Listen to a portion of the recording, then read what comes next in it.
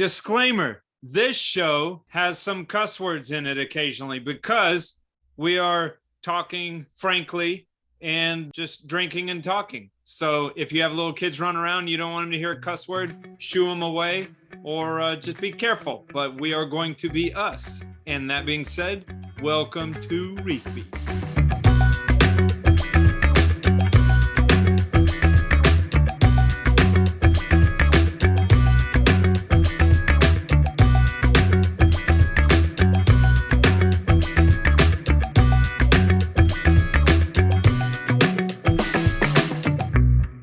My name is Rich. And my name is Ben. And tonight, or today, whenever the hell you're listening to this on Reef Beef, we are going to catch up real quick, and then we're going to talk Ask Reef Beef questions. We've got a backlog, so we're going to go through a bunch of them and answer your questions to the best of our ability. Thank you for the questions. Thank you for supporting us. And this episode is sponsored by saltwateraquarium.com and powered by PolypLab. Hey, Benjamin. What is going on, my brother? Oh, my God, so much. What's going on in your world? A lot, too. I wouldn't even know where to begin. A bunch of new clients and ordered a bunch of new equipment, some cool stuff I've never had before. Ordered a new, on per advice from someone, a friend, ordered a new peristaltic pump that's like chemical duty. Just because I'm asking it to do something in particular. I don't know if hindsight, I'll feel like I could have gotten away with, What are you asking it to do? Well, it's because so the brand is Stenner. No, what are you asking it to do? I know I was getting right to that. If you would, no, you weren't. You were going to tell me about the pump. I don't care about the pump yet. It's a Stenner, and so their tank is on the wall, and the wall behind it is their garage, and I put a big RODI unit on the wall and a big 150-gallon vat to hold it. And then I didn't want to duplicate the situation and put a top off vat in underneath her aquarium. So I just wanted to make purified water there, but also use that entire thing like a freshwater reservoir. So I'm having that pump pull from there and pump through the wall into that aquarium. But I mean, I will admit, sort of, receiving the pump, it's a badass pump. Why? How is that a weird thing to do? Well, it's a little ways away because she works out in the garage and it's plastered with mirrors. So it's got to kind of, go 15 feet over here and then 15 feet over there. All right. I do that with dose pumps. I know. But I got it off of Amazon. So it's nothing that like our industry carries. The truth is you want to screw around with a different pump. That's probably what happened. Yeah, you could justify all you want about, I bought this special ass pump because I'm asking it to do something crazy. None of that's true. You're asking it to do what we do with peristaltic pumps all the time. It's very heavy duty, but I think you're right. After getting it, it's like it'll probably last for forever if that's a bonus. I don't know why I'm giving you shit about it. No, but it's kind of, I felt it once I opened the box. I was like, man, this is heavy duty. But then I was thinking like, there's a number of pumps that cost half as much that could have done the same thing. Yeah. Well, we'll see how it goes. We like the Rollichems a lot for stuff like that. Yeah. But anyway, so you got that all set up and so far you're happy with the pump? Yeah. I mean, it's built like a brick shit house. It'll probably last forever. So it's weird. The tubing, the pump tubing, it's a lot more rigid than other ones that I'm used to. There's a lot of pressure on it. In the pump that gets peristalticized? Yeah. The tubing that gets squeezed? Gets squeezed. Yeah. Yeah. Have you used a big peristaltic pump before? Are they all like that? They're different, but if you're used to like the liter meter ones, as they get bigger, the tubing gets different. It's just different. Yeah. Yeah. Apparently this brand, it's popular with swimming pools to like dose the chlorine. Yeah. Super popular for that. That's most of what the peristaltic pumps we're going to get are actually used for. With any kind of volume.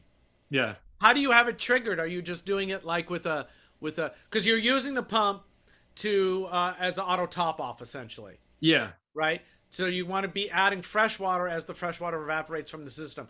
Are you triggering it with like a float switch, or are you just gonna I'm triggering figure it. out the dosage? I'm triggering it with my favorite ATO of that. And I know, like, so it's the Avast Marine. What is it called? Avast Marine.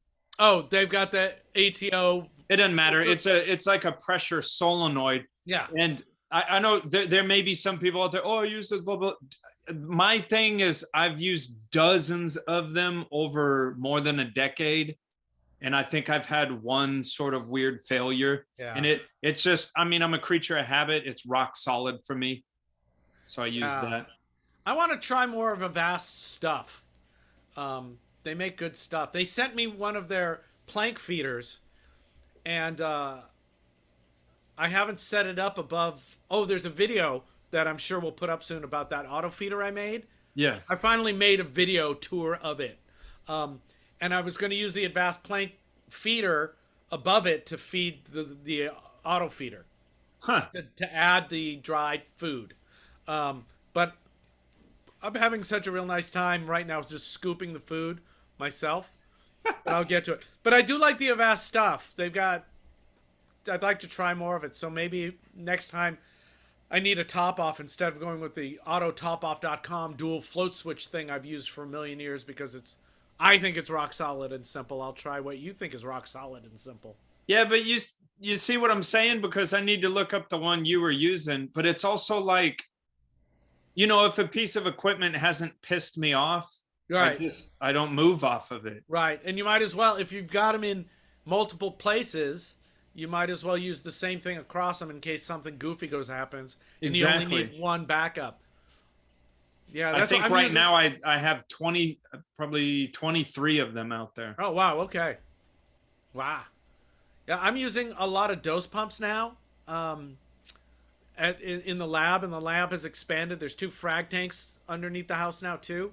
And those are being filled, dose pumps are putting water into them, taking water out of them. And I'm using the dose pumps with them because I only have to keep one backup, and I've got like 6 or 7 of them in use. And I just order the same replacement heads in bulk. It just makes life easier. Yeah. I mean, here's a little tip for beefers, but this should be quite obvious. I would imagine that most people watching this are like, duh. If you order a peristaltic pump, if it doesn't come with an extra tubing set, get one right away. I mean, the head can go bad too, but I think, the tubing set, first of all, it doesn't cost much. And what I do is I get a thumbtack and I thumbtack it onto the wall. Because, sometimes you get a little piece or a part and then you're like, where did I put that thing? I thumbtack it right up next to the peristaltic pump. So if it goes, I have a tendency, I know you said with the dose, like you go on a regime and like, you set yourself like a 1 year. Didn't you tell me that? Yeah, I write right on the head. Because with the dose, you change there's a cartridge you change. You don't just change the tubing. Yeah. Which makes it nice. I mean, it's nice in one way and weird in another way. And so I just write on there the date. And then when the year comes around, I just pop it off and put a new one on. With the dose, is it the head and the tubing? Yeah, it's a whole cartridge That's pretty cool. It snaps into place. Because all the other ones that I'm used to dealing with, it's fun. I have a dose out there that's like 2 years old. And I did, because at that time I got it because, hey, a former guest on the beef show here was Mark Callahan, who's a friend of mine. He had advised me to get that, back then. And he told me, I mean, the same advice I'm saying now, which is like, yeah, get the dose, but he's like, get one of those cartridges too. You just don't know, you might need it. And it's better to need it and, I mean, have it and not need it than need it and not have it. I go actually a little bit further. And this is one of the places where, hobbyists versus nut fucking people like us start to change. So like for my liter meter, I still use a liter meter to feed my calcium reactor because it's adjustable and I like it and I'm just used to it, right? And not only do I have a set of tubing ready, but I actually have a full nother pump ready to go. Yeah. Because I always find that these things tend to go bad at a time when I don't want to be screwing around taking a pump apart to service it. So I just hot swap it, and then the next day or whenever when I have time, then on the extra one I replace the tubing. Yeah, it's like Murphy's Law. Like that crap's always going to break at the least opportune moment. So I been doing this long enough not to fuck around. It's like, just give me a whole nother pump. Obviously, I've known of the liter meter since, I mean, because that thing has been around for forever and a day. Yeah. But I'm thinking, is that fine for continuous duty? Yeah. And to be honest, the one I'm using is their auto top off one, Okay. which actually comes with a pressure switch, which I just cut off, because I like the pump because it's got adjustability right on it, 1 to 10, and the other liter meters don't have that adjustability. So I want this particular pump. And I forgot what your question was, so I'm not answering it anymore. No, they're fine for continuous duty. Yeah. They're a little pricey, aren't they? In the 200s. Yep, a little pricey. And the reason I got it was because I was tired of screwing around with a needle valve to adjust the flow of a peristaltic pump, and I wanted to slow the pump down or speed it up. And I started using these like 8 years ago when that wasn't a common thing. It's now way more common to find pumps that you can adjust, right? Man, the Kameyer X1, that continuous duty one. Yeah. We're gonna have a show on it, but so I'm, for the first time in decades. Of course, I know about calcium reactors, but it's just I walked away from calcium reactors for a long time. I'm doing a calcium reactor build for a client where, two-part was just getting out of hand, and and I'd been around this Kameyer pump before, but with one of their, it's like X1, and then it doesn't have a nice clear name, but it's a continuous duty unit, and it's about wholesale. It's about 200-ish or 300-ish, maybe 200-ish. And it is damn good. But again, we're just talking about if something hadn't pissed us off, why move off of it? But one of these days I want to show you one because it has a nice, cool digital readout, and you can completely control it down to 0.2 milliliters per minute, all the way up to 140 milliliters per minute. I've seen them. They're cool. Yeah, they're very, very, very variable. I've still got my Masterflex downstairs. I just saw it really today. Yeah, that was like the shit for a long time, right? Those were uber expensive, right? Yeah, I got it eBay, so I think I paid $300 for it. Okay. But it's like the only way. It was the only way to get a peristaltic pump that was adjustable. Yeah. In the way that we needed to be adjustable. Yeah. God, I remember getting like an IV pump. Remember when we used to get those? I have one in my garage. Somethingdoser.com. Yeah. I was going to give it to Chris Moppin. I still have it. And it's just a reconfigured thing from a hospital. Yeah. It even has the part on its body where you'd put it on that pole and tighten it up. I ended up giving Chris Moppin an ice cap peristaltic pump. For that project. Yeah. And the project works. He's really happy with that. He's creating stalagmites in a lab. Whoa. With it. So that's doing the drip of the calcified liquid that turns into it. And so they can grow stalagmites on a piece of glass and be able to harvest them and do whatever experiments or isotope readings they need to do. I miss you, Chris. Yeah, we probably just gave away his big secret. Yeah. Thing he's like working on it, and we weren't supposed to say anything. Yeah. Well, there's a bunch of shit going on here, but I'm just going to give you the brief to just what I just did today because we got to get to these questions. I started moving all the frags downstairs finally. Oh, okay. And I dosed everything with red bugs for red bugs. And I dosed each tank separately. I didn't do the whole system because I found red bugs are a sneaky pain in the butt. And now I'm noticing corals getting really pale. And it tends to be red bugs. Or when I notice that. So I think I've got more of a red bug. I don't have any issue. Oh, I did want to point out that someone was the acro eating flatworm about that I had in my tank. People were like, oh, they were like giving me all kinds of solutions, and it's like they're not a big deal. I every 3 years I find a colony that I didn't notice bugs on the flatworms on very quickly, and then I notice them and the colony's in trouble, and then I dip it and I put it back, and I dip it a week later and I put it back, and we're fine.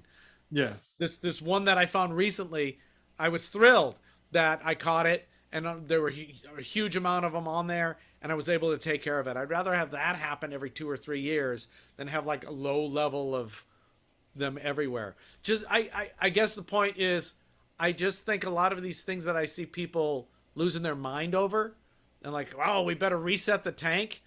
They're not a big deal. They're just a thing. I know. And I think we've gotten slack before by saying some things aren't a big deal, but I know the feeling of what you're saying. It's like, and I'm not, God, I don't know if I can find the words for this, to say this eloquently, but it's just like, once you've been doing this for a long time, like much of this stuff comes up and you've probably seen it before, you've dealt with it before, and it's like, oh crap. But I mean, I feel bad for a reefer who hasn't been doing it as long, and they're fretting so much that at least in my mind, it's like, man, are you enjoying yourself, or are you just fretting all the time? Yeah. And once there's a lot of scare stuff out there now about, if you have red bugs, you better restart your system. You're dead. If you have flatworms, you better restart. And it's like, I don't know. I just don't. The more I'm doing this now, the more I'm going, it's never not finished, right? The dishes are never not done. Yeah. Your tank is never not done. There's always some maintenance to do. Instead of wigging out about pests, just deal with them. Yeah. Deal with them. Well, I guess I could understand the anxiety if you've never dealt with them before. You've been reefing for 3 years, and you're like, guys, I got Monty eating nudibranchs. I'm dying. Yeah. Yeah, and that's really going to suck if you've based your tank around Monty's. Yeah. That's one that just sucks. My answer for Monty eating nudibranchs is just pull all the Monty's. And then the guy's handle is Monty Reef. Right. And you're like, oh no. Right, okay, in this case, throw your tank out the window. As much as I'd like, no, just pull all the Monty's out. This episode is sponsored by PolypLab. Ben, why do we want PolypLab to be our sponsor? Well, they make great stuff. What stuff do they make that you have used that you like? I use Reefroids. When I come to a tank, I put a little dab in the tank and I get my stuff ready. I sort of flood the tank and then do the maintenance to sort of pull what out didn't get used. They also have little gluelets. I like those because the other brands that make like glue in a big bottle, I always muck up the tip of it. I like the little glues because I use it a couple times and then it's gone. I like those products as well. Those are the ones I traditionally talk about. So thanks for that, Ben. I like their lens kits that they have with different color lenses. So you can take photographs of your tank with your phone and they will look more el natural. And I also like their Genesis blocks as bio media for your tank. I like them because they're small and they're very hard and they seem to do a good job for me. So PolypLab, check them out. They've been a long-time sponsor, and they've been nice to us, and we like the stuff of theirs that we like. So that's why they're a sponsor here. Check out PolypLab. We gotta get. Let's do it, baby. Gotta back up. Oh, I do want to. Oh, I forgot. Here's a note. I do want to shout out to Ron from Scotland. First of all, you're from Scotland, so I love you. Great. It's my American Scottish. It's terrible. You'll have to come on the show and let us speak correctly. So I love you. Second of all, you listen to the show, so I love you. Third of all, when we asked people to go to different forums and put up links to our podcast, he did it. There's a big thread on Reef to Racist or whatever that place is called, and it's still up. So that's great. And so I was chatting with him over there because I can't post there. So I just sent him a message. And then today, we got a email from his wife, Bernadette, who said about how her husband loves our podcast and he listens to it at work. And, they have a pet center and it would mean so much to him if we shouted out his name. So Ron, thank you. And you're literally just getting this because if Richard could have picked the country or nation he was from, either it would have been Polynesia, somewhere in Polynesia, or Scotland. So those are the two places I always wanted to be from. So I love you so much. Thank you for listening, and we'll talk to you soon, I think. Okay, here we go. Questions. Question time. It's Ask Reef Beef. ARB. Okay. Kyle says, I currently carbon dose with no pox, and it has really helped control my nitrates in my heavily stocked Red Sea 45-gallon tank. He gives the number of it. I don't know what that means. I just want to know how many gallons it is. So thank you. Over a few months since starting, NO3 graduated decline, then stabilized around 2. I'm going to assume that's ppm. I also use some GFO, and the phosphate is stable around 0.04 BPM or milligrams per liter. I was wondering about your thoughts on carbon dosing relative merits of no-pox versus vinegar versus vodka versus other carbon sources.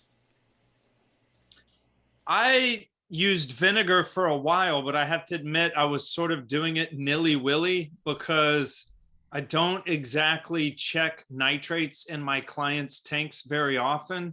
But I wasn't documenting it. So I don't know, I can't tell you numbers because I go largely based on looking at the client's tank. So I dabbled with no-pox a long time ago. I think that product's been around for a long time. Is this a carbon source? Yeah. I never used it. Okay, so the question is, I think the answer is, I don't think it matters what carbon you're using. Pick a carbon and stick with it. If you keep changing your carbon, things get goofy. I like vinegar because it's a Bingman thing, so I would use vinegar. But I got to assume they all work. I used vodka for a while, but vinegar's just easier. And it's my understanding is it's easier for everything to break down. Craig talked about that on our show once. So yeah, I don't think we have a good answer to that question. I mean, it's like Rich said, I think you pick a carbon source and you stick with it because I would imagine, whatever carbon source you're using is, I'm speaking about this without the background of it, but you're fueling certain strains of bacteria. And then if you switch to a different one, you're sort of, upending that. And that's what I would imagine. Yeah. I think, and just in general, carbon dosing is fine. I stopped doing it because my brain wants to keep turning it up to get more. And if you do that, you'll definitely hit a ceiling and kill, and bad things will happen. I also think 2 parts per million nitrate is quite low. No, it's super low. I'm not sure if I'd be worried even about, 5 or 10 parts per million. Yeah, I'm not quite sure, that's fine. Your numbers are fine. My numbers are way higher than that, and it's fine. So I wouldn't be crazy with the carbon dosing. Your numbers are great. Yeah. And if that doesn't answer your question, let us know and we'll answer it better in the future. Okay, and another one from Kyle. Please just air your beef regarding the show Tanked.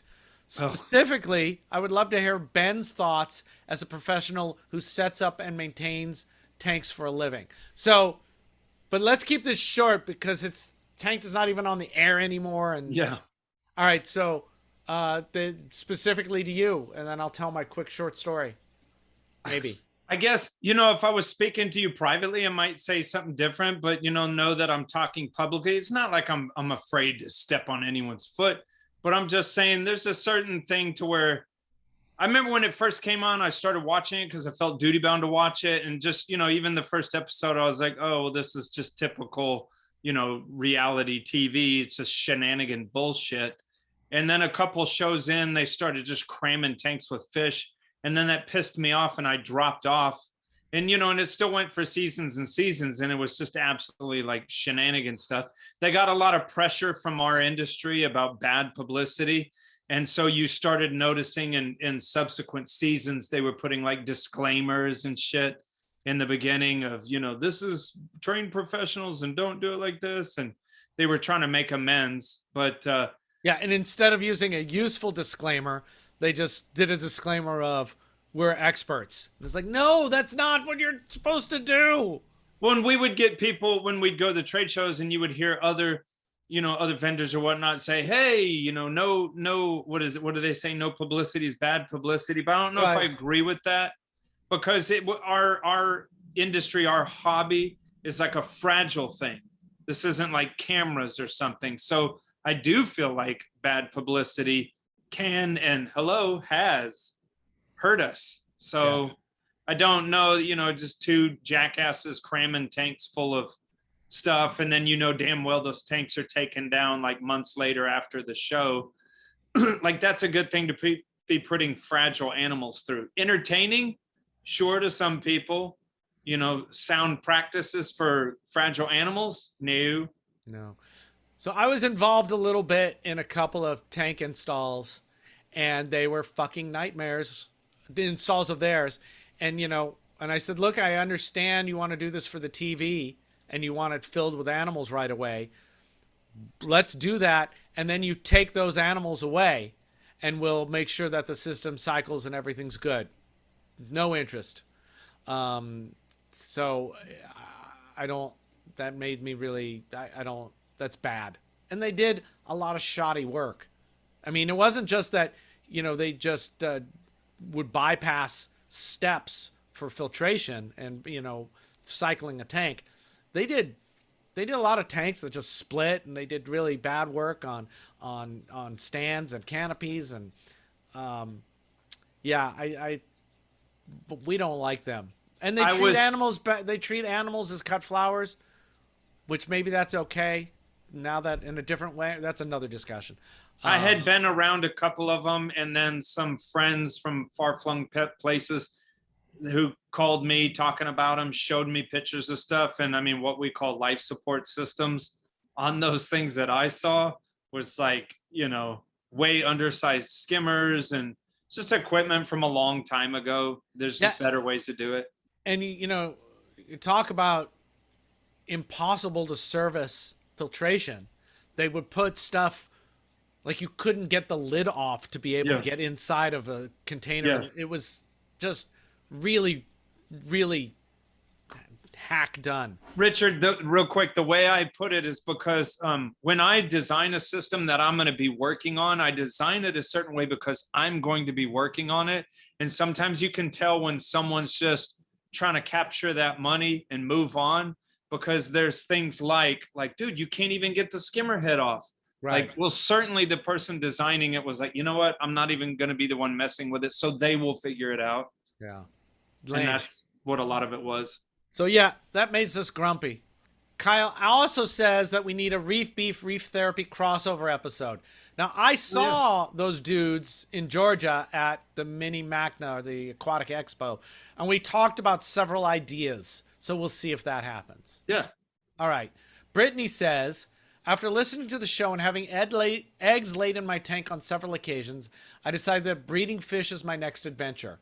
I'm having trouble finding resources for someone just starting out. Books like The Illustrated Guide to Marine Aquarium, that's Martin's book, was published in 2008, and we've made great strides since then. Can you tell me where to go and get good information? Yes. You can go to the Marine Breeding Initiative is a place to go get good information. They their database is a little goofy right now, but they're trying to fix it. But the MBI is where I would send you for that kind of information. There's also a marine breeding group on Facebook that's got a lot of the people from the MBI in it. that's where I would say to go. Otherwise, books have kind of stopped. There's Wilkerson's book on clownfish, Joyce's book. That's a great book. But besides that, all the kind of new stuff in breeding is on forums. So see what you can find at the MBI. And if that's terrible, Brittany, get back to us and we'll find out how you can get that information.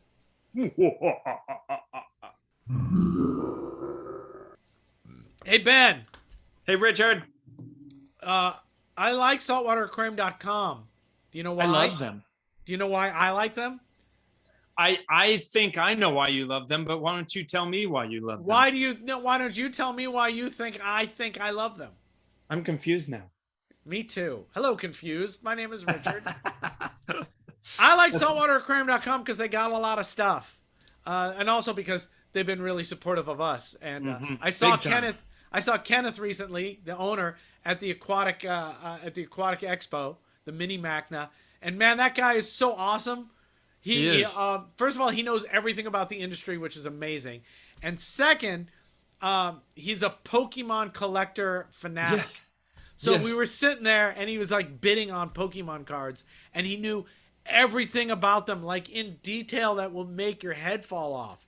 That's he's crazy. like, that Chartacar, well, it depends on which one it is, because if it's the one from, 2012 in May, then it actually has both. It's got 2 dates on it, and that was a misprint. But if it's later, it only's got the actual date on it. It's like, oh my God, why would you know that for? That's amazing. It's like those certain people with baseball stats. Yeah, but it's like, you know that for Pokemon. I love nerds. So Kenneth is a real nerd, and he knows all about reef keeping too. We'll do an unboxing of something. Oh my God, do it. I ordered it from saltwateraquarium.com. I don't remember what it is. I do know that it came a couple days after I ordered it, which seems like I should remember what it was. It's not F-Aptasia, because I've still got some of that. Because you have 6 pallets of that. I don't. I go through it. I use the hell out of it too. I have one new box over there. Yeah. So I'm opening this, and we'll see what it is that I ordered. Saltwateraquarium.com's ad is an unboxing. This is what I ordered. Let's see what comes in a box from saltwateraquarium.com. Air. That's here very is eco-friendly. my shipment. This is nice. Yep. So it tells me what it is and what I paid for it. And what it is an Eheim air pump. Oh, okay.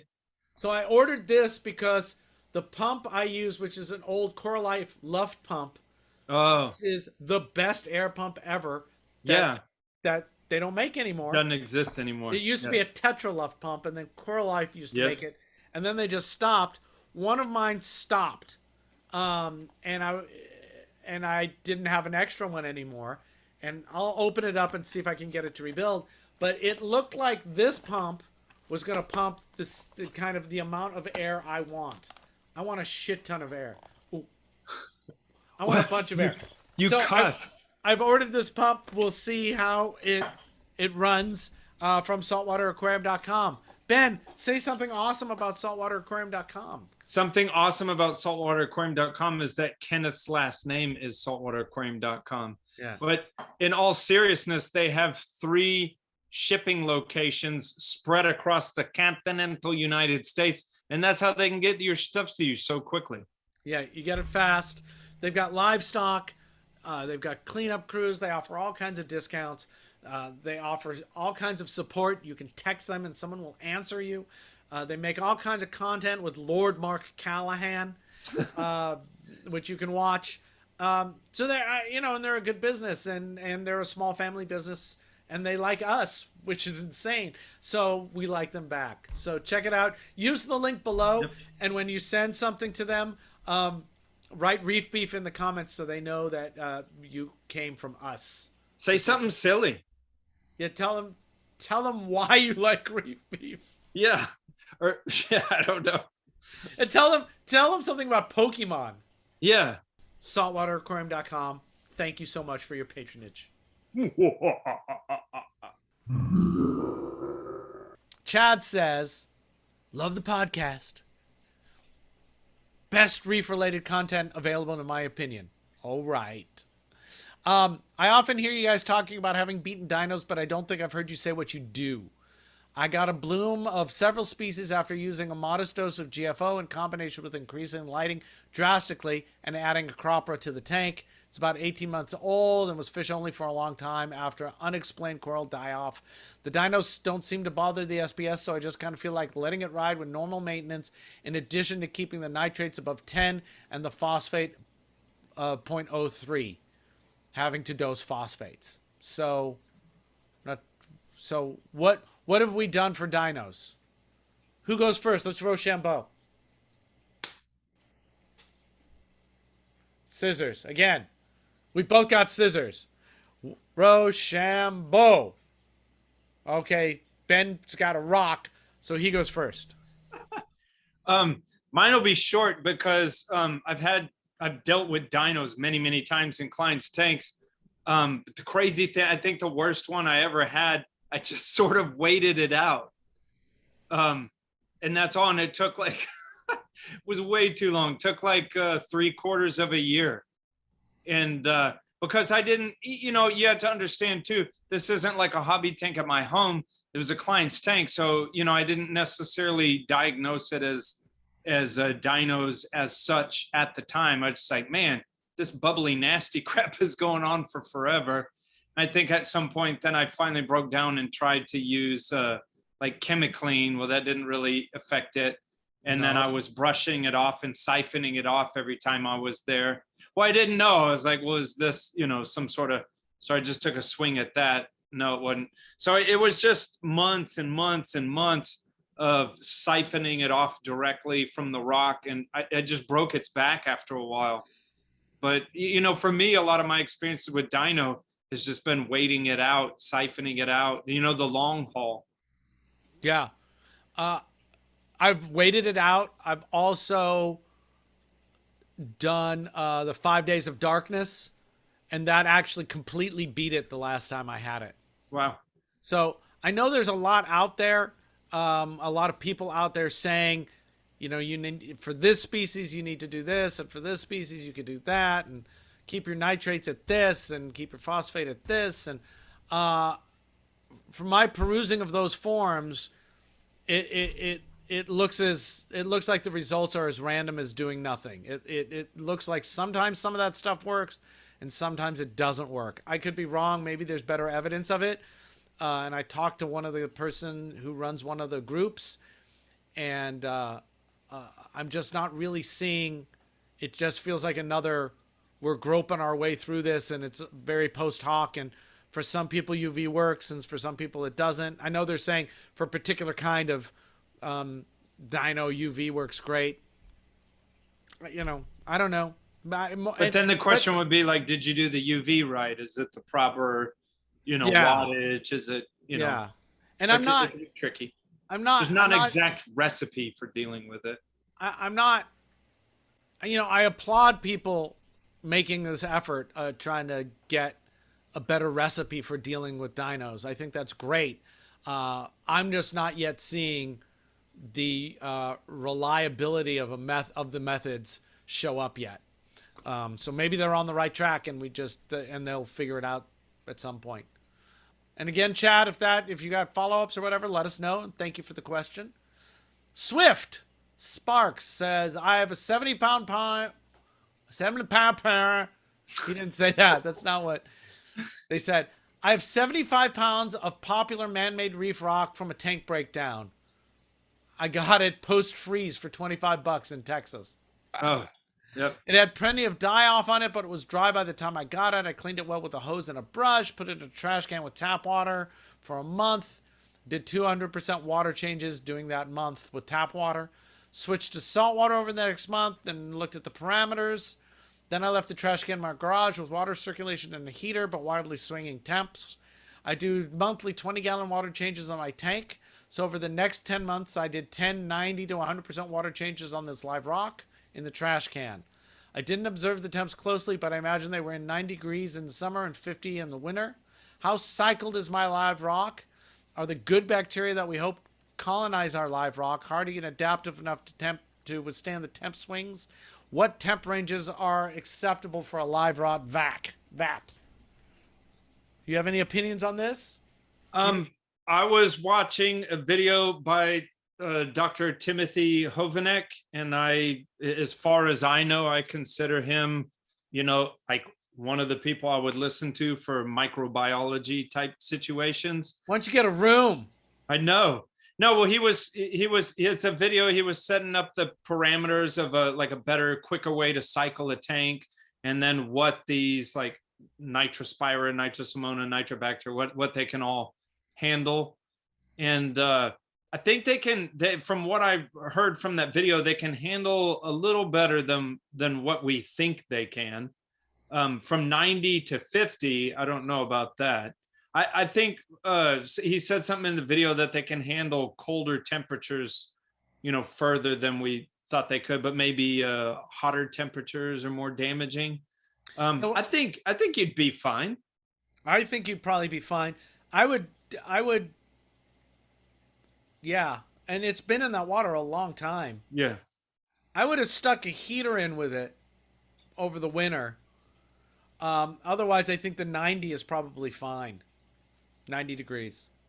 I mean, if you were going to do it all over again, I would say, during the summer, would have taken the lid off and put like a big ass fan blowing on it.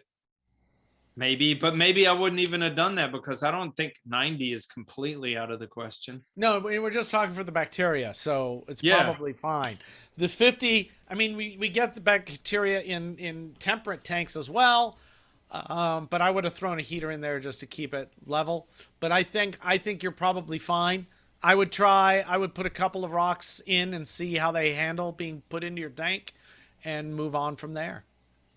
Yeah, I do notice, and I know this is common knowledge, but when you put virgin surfaces in like a going reef tank, whether it be rock or like, oh, I'm going to add some more sand. You throw it in there, and things like not necessarily bad diatoms, but like brown diatoms, they love to like jump on there when there's no bacterial or algae competition. So I might see that right up. Yeah, I think Swift, it would be very cool if you threw a couple of those rocks in somewhere and waited a month and wrote us back or let us know what your observations are. Because I would totally consider those cycled and ready to and cured. I would call it, not cycled. Cycled is what happens to a system, but I think I would have no compunction about grabbing a piece of that rock and sticking it in my system. Yep. Ben, Richard, if you were a beefer and you thought, hey, these guys they're interesting, they say some funny stuff, and they give me some good info in between all of that crap, how can I support them to make sure that they don't just turn into, the same old reef keeping podcast that exists where we're trying to, pitch the show to the lowest common denominator and end up not really saying anything. Wow, I just dissed every other reef podcast. Fuck them all. What I would do is I would probably just drain my bank account and just write a big ass check and just send it to those fuckers. Yeah. But because you're not in a cult, what would you actually do? Wait, because I'm not in a cult? You're not actually in a cult. We don't have an actual cult. And there's no way in the world you're going to drain your bank account and send it to me. I know background information on you.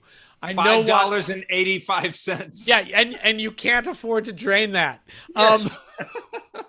So what would you tell people who are kind enough to want to support us to do to support us? One of the things is the membership levels. There's multiple different levels.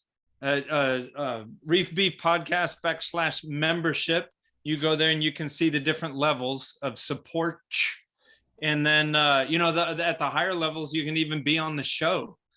So that's pretty sweet. Yeah. And even the lower levels, asking questions that get answered. Yeah. So that's awesome.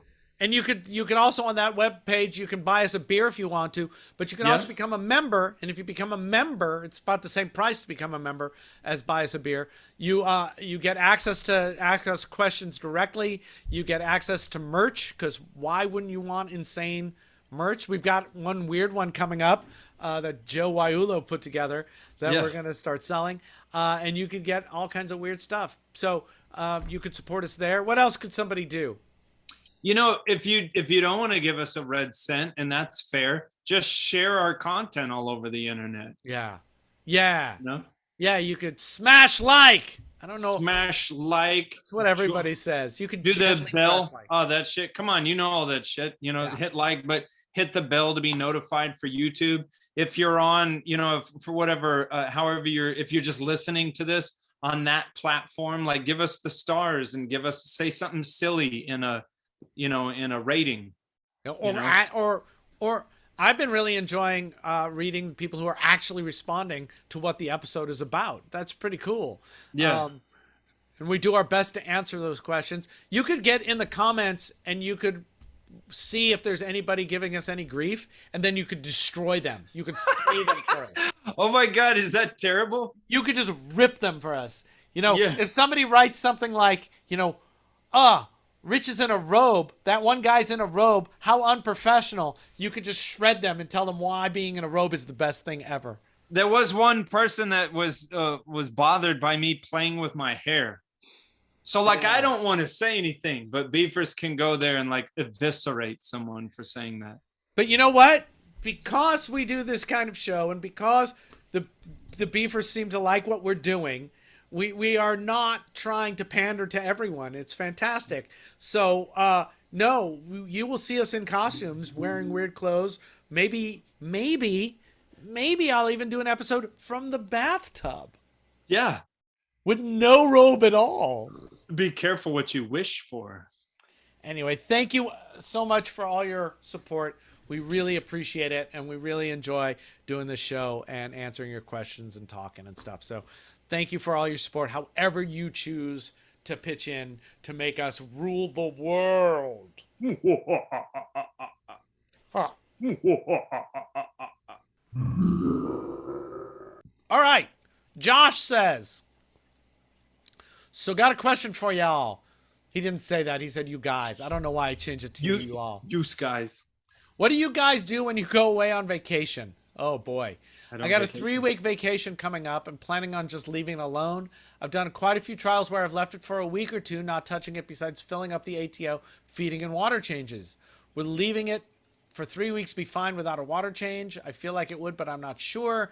Should I do a large-scale water change before I leave and when I get back, or that throw my parameters too much? Should I just pick up where I left off when I get back? I plan on having a friend stop by, fill up the ATO, maybe picking up an auto feeder, but I want to know what you think is good vacation strategy. I'm pretty relaxed reefer.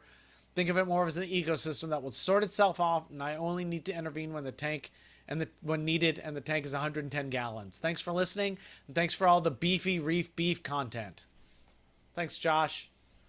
Richard is a damn pro at this, and I want him to answer this.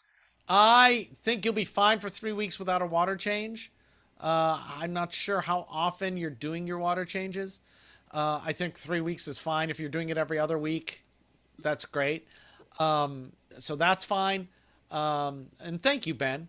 And I do this quite a bit. I would just do your regular water change a week before you leave. Right? Maybe you could do a double-size water change. I wouldn't go crazy on it. But a week before you leave. And I would do all your maintenance a week before you leave. And then I wouldn't touch a goddamn thing before I left. Don't let it run for a week. All is good. Go away and come back. I think you're very smart.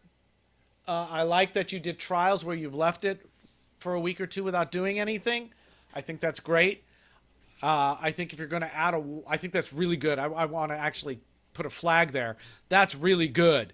Why not run it with what it's going to be like while you're still there? I think that's freaking excellent.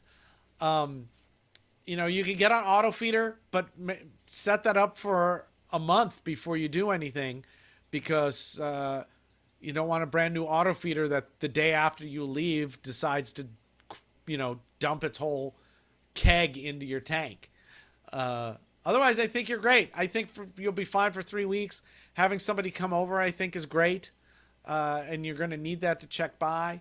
You know, when I go, I have someone come by every couple, 3 days just to go like this. Everything good, throw a little bit of food, go away. I would rather you do that than have an auto feeder.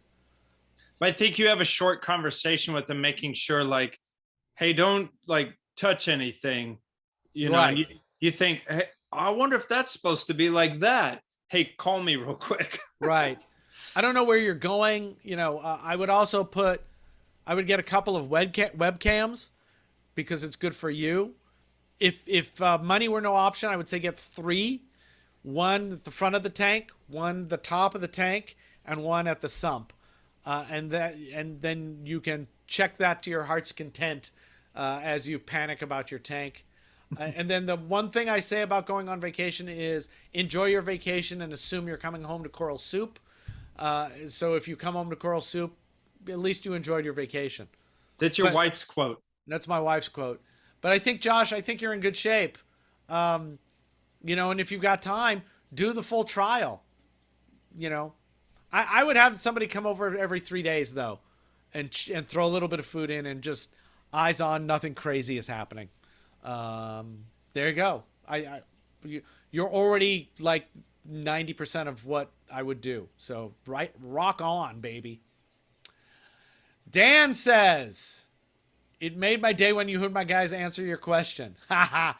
Oh, I'm the guy who asked about moving a tank across town. I have to beef up my question. Double beef. Double beef. I have a 4-foot, 120-gallon, mostly SPS-dominated tank with 10 colonies, all larger than a grapefruit. What kind of grapefruit? Is it a small or is it more like a pomelo? Oh, Lord. The tank, is it the size of a food bowl? The tank Texas is in food bowl. Yeah, as opposed to a California food bowl. Yeah. The tank is in its prime with growth, coloration, all peaking. He's very happy with his tank.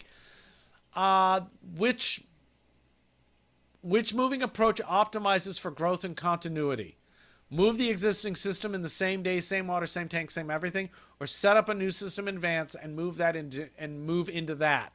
New water, new equipment, same rock. I'm confident I can keep a fish alive and healthy with either approach, so I'm only what's optimal for the corals.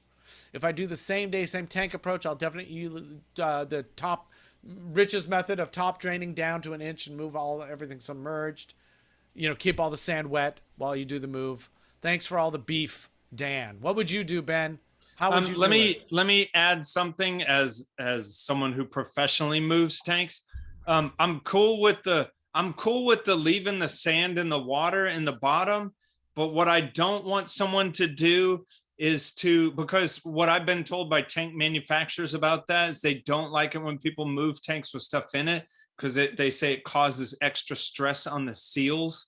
So don't put the tank in a situation where that added weight that's still in the tank would pose a problem to it. I also wouldn't think 120 gallons. That's not so big that this is more for like 300, 400, 500 gallon tanks that could be super bad for. Yeah, so we're talking 120 gallons. So that's 4 feet by 24 by 24 generally. Shouldn't be that bad. If the sand is 2 inches, I think you'll probably be fine. Is the tank acrylic or glass? Probably doesn't matter. But the trick was that we were able to slide the tank onto a piece of plywood, and then we moved the tank around by holding the plywood. We cut some handles. Makes sense. We cut some handles in the plywood so we could pick it up, and that's how we moved it around. So not by moving the tank. Other than that, it's I would probably just do it all in one shot. I mean, to his question, I think I would sit around and think about it because, I guess let me climb up to like the 30,000 foot view. And really the answer is whatever causes less turmoil in the water differences, which could cause turmoil to your corals. Yeah, I think the most optimal thing would be if I could do anything about moving a tank, I would set up the tank in the new location. I would get it going and cycling. I would inoculate the crap out of it with water and rock and sand from the system that I'm moving from. Like I would do water changes and just take that water to the new location. Yeah. And then I would move everything in one day. Yeah, and then and you know, just don't go crazy like you're a laboratory, but just try to match up some parameters as close as you know, I mean, salinity, alkalinity, maybe nitrate, phosphate, but I don't know about that. What I would do is if I set up a new tank and it was the same size tank in a new place, I would, and I was moving, I would bring all the water over to the new place. So I'd do a big water change that day, put the clean water into that tank, then I would add everything to it. Yeah. That's what I would do. Give the new tank the water from your old tank. Right. Do a water change in the old tank, but take that water change and put it in the new tank. So you're bringing most of the environment with it. That's what I would do best for corals. Whenever we talk about it, you know, upgrading my display tank here, well, if we talk about moving, we always talk about we need 6 months where we have both houses. So I can set up the tank and then just move everything over. That's how I would do it. Yeah. Dan, let us know what you decide to do and how it goes. All right. Oh, we're doing good. Sean, spelled scene. Rich is an asshole. Ammonia in freshly mixed salt water. Actually, we're doing really well. Oh, and we're almost out of time too, so it's perfect. Yeah. Ammonia in freshly mixed salt water. High level, I've done everything I can to remedy having ammonia test in my freshly mixed salt water. Better water movement, follow manufacturer's directions, slow addition of salt, tested source water, RODI, no lid when mixing, change salt, etc., etc., etc. The King and I. He's making a King and I reference. I love that. Could you guys talk about this and any and all reasons this could be happening? It has to be me. It can't be the salts, right? Also, my beef, ammonia in new salt water. Thanks, Sean. Do you remember? It's either source water or the salt. And what the hell salt has ammonia in it? I read something about this a little while ago, and I can't remember what the actual, you know, where they thought it was coming from. You know, how much ammonia is it? And does it matter? I think is the question. And, you know, is this off of like a titration test kit? And you're like, well, it's not completely yellow. So, you know, I don't know. Yeah, Sean, I want more information about how much ammonia you're actually talking. Is it possible with modern salts to have a modern salt that has ammonia in it? Sure. Why not? I mean, we had a modern salt that had clay in it. Yeah, true. I mean, anything could happen. But I read something about this, and I'm sorry that my brain is not pulling up what I was reading about this. Is it like a chemical reaction of constituents in the salt mix? What was it? Oh, that's what it was. I remember now. Is there a litter box near where you're mixing your salt water? A cat litter box. Oh, that's weird. Yeah, there was something, and Boomer was involved in this discussion, and he got all Boomerfied. He got all crazy about that. A lot of the ammonia in cat pee can actually be liberated into the air and can end up in your water. Really? Yeah, and some people went, Boomer, you're an idiot. And then he got super boomery. Boomer's definitely not an idiot, though. So, you know, I don't know what the truth about that is, but that's something to ask. And besides that, before I can dig into this more, I need to know how much ammonia we're talking here. In what test kit or whatever. Yeah.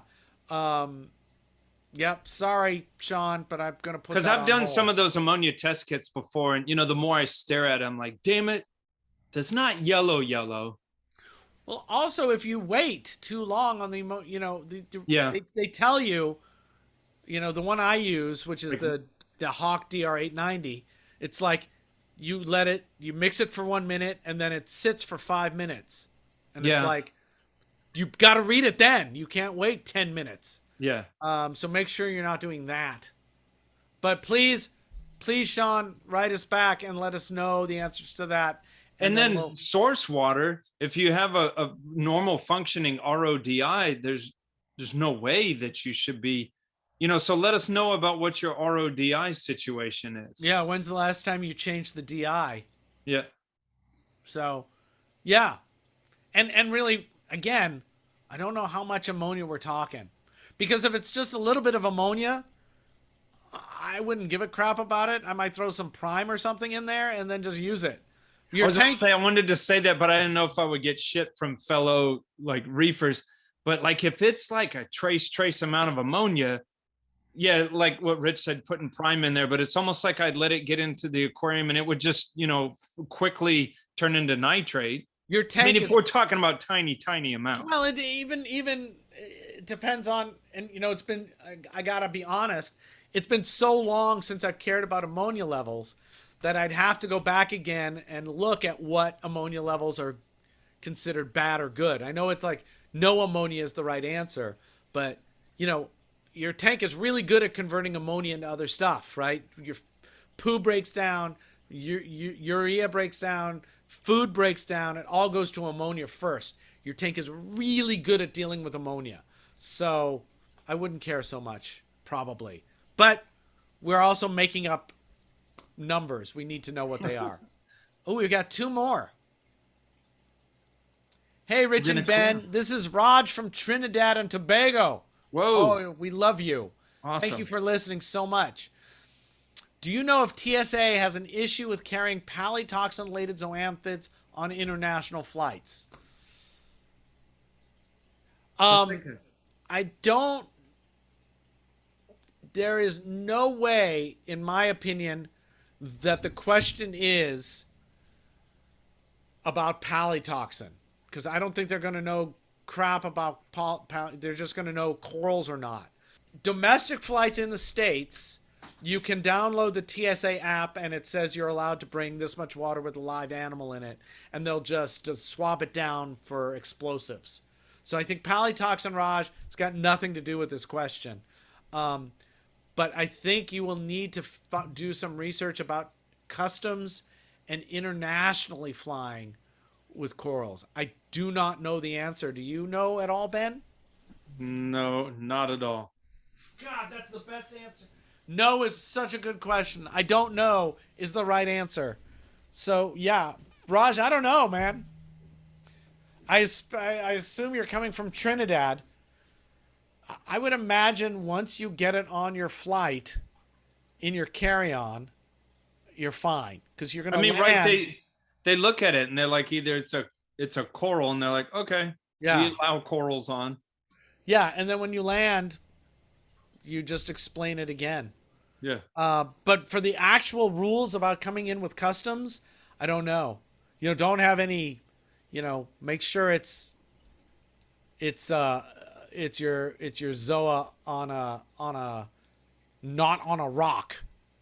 Don't give them any reason to think it's sclerotinian or anything like that. Yeah. So make sure put it on something artificial, and I don't think they'll care. But we don't know the answer to your question. I don't know if anybody knows your answer to your question. I mean, I know what he's getting at, and isn't that funny? If you're bringing a marine life, that TSA is either going to say yay or nay at. But it's funny because like contained within is one of the most toxic substances known to man.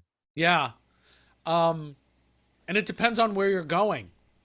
I bet you in the EU, people in the EU would be able to tell you if it's okay to travel with it, from those countries. But yeah, I don't know. But I will say, if it's any Polythoa, just don't keep Polythoa. Just throw it away. This is my new answer with Polythoa. Just don't keep them. Same. Just don't. I'm done with Pally. There's 1,000 corals. You don't need Polythoa. But you're not talking about Polythoa. You're talking about zoanthids. And I was just about to say the same thing we said already, probably in exactly the same way. So I'm going to stop. Thank you so much for the question, Raj. Kevin asks, what are your guys' favorite reef aquarium myths? That's a great question. Mine would be those fish need to be in odd numbers groups. What's your favorite myths, Ben? You got any come to mind? That's funny because just coming right out of the gates with that, it's just like I can't think of one. A myth. like rule of thumbs. Like I can't stand. I remember when I started my career that I would arm myself with rule of thumbs, but nowadays I think rule of thumbs are hideous. No, well, So that's like a myth, right? A rule of thumb, like a myth. no, No. no. A rule,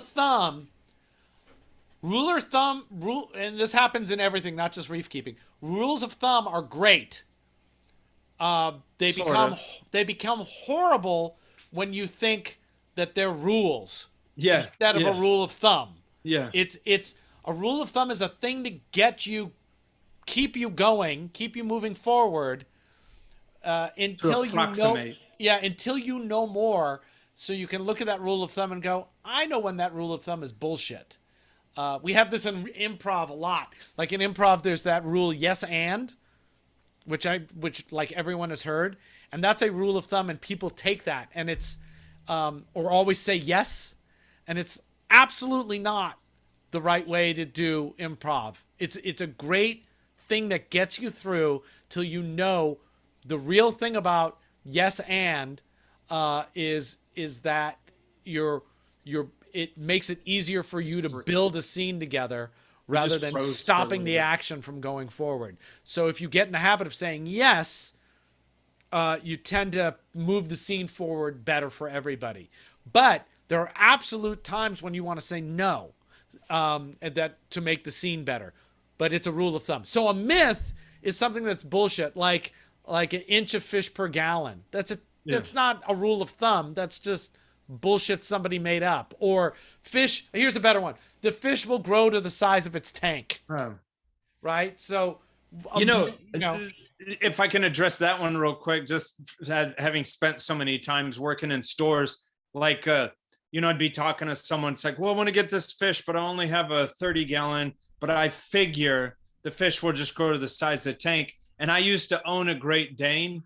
And so I always would sort of make people feel sad by saying this. I would say, well, you can feasibly raise a Great Dane in a closet, but would you do that? And they're like, oh, I didn't think about it that way.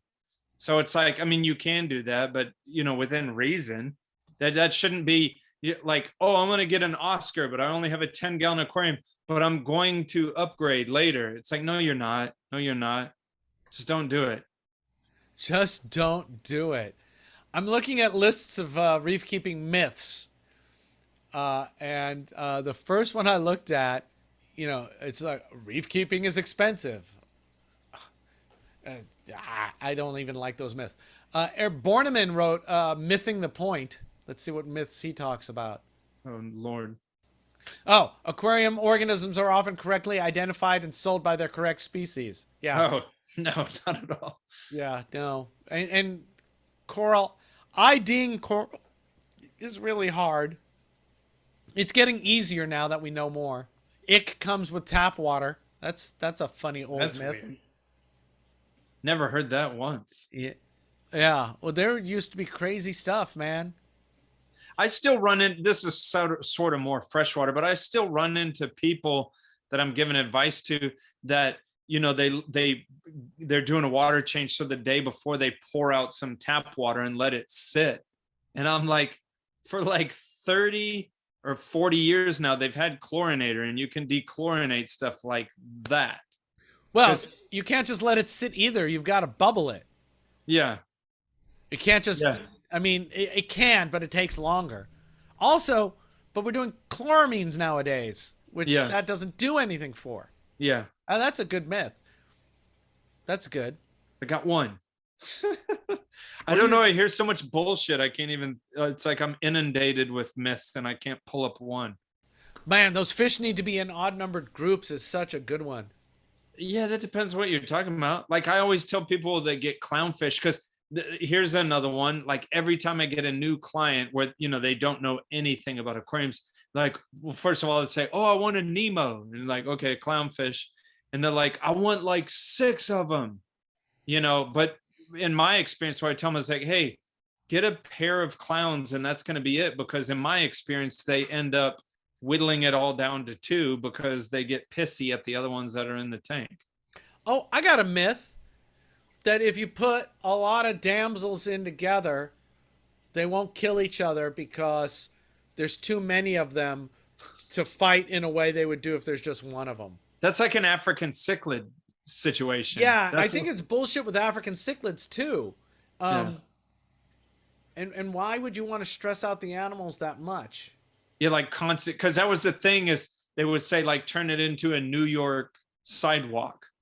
Like it's so busy, no one has time to fist fight. You just bump into each other and you don't even acknowledge it and you move on. But then that's like constant stress. Hey, make a fish tank. That's constant stress. Yeah, it sounds terrible to me. Yeah. Yeah, that's what I got from myths. Why did I think about the damsel? Oh, I know why. Because the thread that Ron posted was talking about the algae stuff we have talked about, what I saw in French Polynesia. And that turned into Rich Hates Damsels. Which is not true. I've got Vanderbilt chromis, which are kind of damsels in my display. But then somebody said, yeah, well, I'll get a bunch of damsels and we'll see if they grow algae. And it's like, and they started naming damsels. It's like, no, you've got to get the damsel that farms the algae. It's not, all damsels don't do that. Yeah. Oh, I got a real myth that I don't like, that you need to drip acclimate for an hour. Oh, yeah. I think that's a terrible, that myth makes me nuts. That's just more stressful than it needs to be. And especially if it doesn't take into account the real problem, which is at depressed oxygen levels, your ammonia is less toxic. I'm sorry, at depressed pH levels. Your ammonia is not toxic. And at a certain point, I can't remember which pH it is, but it actually turns into an ammonium ion. And so what happens when people are doing long acclimations is they've opened the bag, air has gotten into the bag, CO2 off gases, and the pH goes up. So now you've got this fish in burning ammonia for an hour as you're dripping it. Yeah. So, get it the fuck out. So yeah, Rich's acclimation guide. Float it for temperature. First of all, look at the bag. If the bag looks like a nightmare, get the animal out of that bag as quickly as possible and into some better water. I don't care about the shock of that. I mean, if it's 50 degrees, warm it up. But if it's just cloudy, nasty water, get the animal out. If you were in a garage with a running car, you wouldn't want somebody to acclimate you to fresh air. You like, hey, slowly come out of the garage. Yeah, no, you just want the fucking fresh air. Other than that, if it's all clear and nice and everything, I floated for 10 minutes to temperature acclimate. Then I might really quickly check the salinities to see that some people do that with a hypodermic needle, so they don't actually get air in there. And that's all I would check. Wow, I hadn't heard that before. That's pretty anal. That's sort of interesting. Pretty anal, but you can open it but what are you going to do? The other thing is, have prime around. If you got ammonia, if it's bad, get that in there really quickly. And that's supposed to help do the ammonia. But otherwise, I don't really drip acclimate.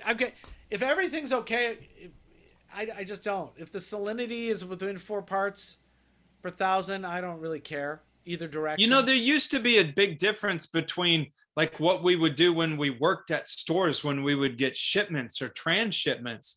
That's like, worst case scenario versus you went to the store and you bought a fish and you drove 15 minutes away and like, how do I need to drip acclimate? It's like, no, that's like something I'm doing on my end. Like, right. If I go buy a fish from a store, I don't acclimate it at all. I open the bag and in it goes. But then I have to think nowadays, a lot of people are, that the whole online retailer has come up big time for that. So you might be getting something that's been in transit for a little bit. But... yeah, if it looks good, acclimate it. And then I take a cup and I fill that cup half with my tank water. And then you can take and then you pour the most of the water out of the bag. And then you pour the fish into the cup with the half of the bag water. and then I wait a couple of minutes and I pour that out and I fill it all the way with tank water. Then I pour that out till it's just a little bit of that water in, and then I fill that up with all tank water and let the fish go. Let the fish see what's going on. So yeah, an hour, you don't need to do that. That's a waste of everyone's time. There. We need a better myth for you, Ben. Yeah, I know. I can't think of one. I just have so many in my head. More expensive is better. Nah. Like equipment, expensive equipment is better. I don't know. I'm just fishing. No, but the funny thing is that's a good myth, because I mean, I'm sort of I guess I could be labeled as a gear snob, sort of, maybe, because since I do this for a living, like, I like to mess with expensive gear, but I don't put that red line over to like, hey, the more you spend on it, the better that skimmer is, because there's a lot of cases where some cheap ass skimmer that no one's talking about can skim the hell out of something from Germany. It's just tricky sometimes. Yeah, the other one, we've talked about it before about skimmers, is that we make this with cast acrylic, so it's stronger. Because you're gonna murder someone with it. All right, that's our show. Thank you all so much for your questions. We're going to endeavor to answer a few of them at a time as they come in from now on, and not get a backlog again. Yeah. So thank you for the questions. We love the questions. We will be answering them much more quickly. And thank you for the interest and for the support. And thank you for listening. This episode is sponsored by Saltwater Aquarium and powered by PolypLab. We'll see you on the other side of something. Thanks for watching and listening, and for loving your fellow human beings.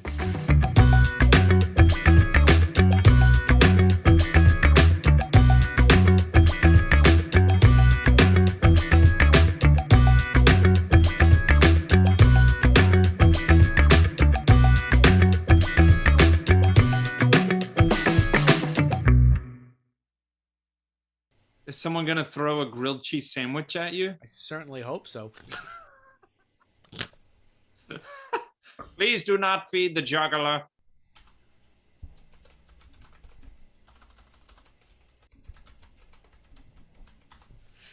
What's the date today? It's 420, bro. All right, that's it. That is all. Yeah, why is that asshole in a bathrobe? Yeah. Do do do do do do do do. You like small and hard, don't you? I do like small and hard. I do. Yeah. So I was being a dick trying to get you to just answer the question rather than go off. No, I love it when you're being a dick, because I have a tendency to go off. Oh my God. We had a private chat that we're on with some other people, and Ben and Matt Wandell asked a question, and then Ben ran over like 3 paragraphs, and Matt was like, "What the fuck are you talking about?" Which I thought was hilarious. Wait, was that the one where I was like, it's not like I asked a question or anything. It was like 5 pages. That was me being an asshole, because you and Matt were talking about something else, and I sort of just like, question. No, it was something before that. Be kind. Peace, brothers and sisters, and non-binaries. Siblings. Thank you, siblings. Your juggles. Is that exactly what you're going to juggle? Oh, yeah. I was juggling these today. You couldn't possibly do that for us, could you?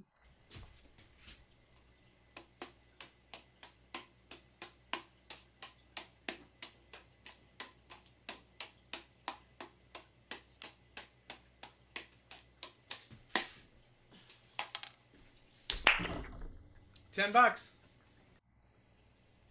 Now that he's gone, let me tell you the truth. Ben has got me hostage in his garage. This is all a backdrop that Jason Langer sent him. Please save me. Do you think my hair looks like this because I want it to? He shaves me. He shaves me and does my hair every day. Help.